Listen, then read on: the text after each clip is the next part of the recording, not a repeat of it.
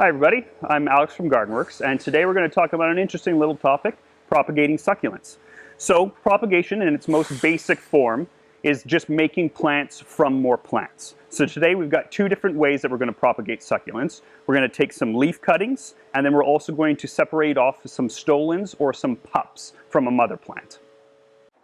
So we're going to start with the simpler of the two methods by propagating from leaf cuttings. You can do this one of two ways. Firstly, you can take any leaves that have just happened to fall off when you're moving your plant around or transplanting it.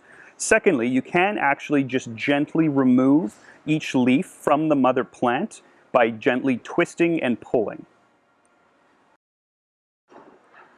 Once we have our leaf cuttings all ready to go, it's time to place them on some paper towel. This is going to allow them to dry up and scab over, meaning that they won't start to rot when we place them in some soil. Put them in a bright spot and let them sit in the sun for about 3 to 4 days.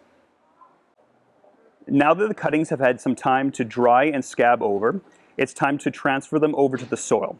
What I've done here is just taken a simple plant saucer, filled it up with a cactus and succulent soil, and then just placed my leaf cuttings directly on top of this soil. You can lightly mist with a spray bottle and place it in a nice, bright, sunny spot. And with that, these guys are all ready to go. It really is just that easy. Now, succulents can take quite a long time to grow, so don't expect any action right away. But with a little patience, you should start to see some new growth in a couple of months. So now we're going to talk about the other way that you can do some succulent propagation. This is quite a well-established Echeveria plant, and as you can see, it has sent out numerous pups. What we're going to do is we're going to separate these pups from the mother plant and use them as our propagated succulent. So the first thing we're going to do to get these pups separated is start to expose the connecting root or the stolon that is connecting the pup to the mother plant. So now that we've exposed the root, what we're going to do is take a sharp sanitized knife and make a cut right below where the roots start to come out. So right here I see a little bit of root, and I'm going to make my cutting just right below that.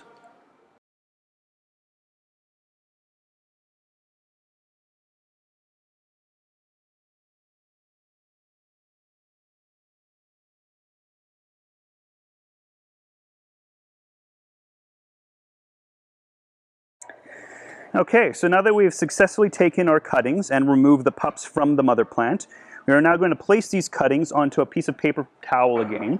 This is going to let them dry out and scab over on the cutting ends, where we then can go ahead and plant them after a couple of days. So now that the cuttings have dried and scabbed over, they're ready to be planted. We're going to take some terracotta pots, which will help the succulents breathe, put in some cactus and succulent soil, and then transfer our cuttings from the paper towel to the soil.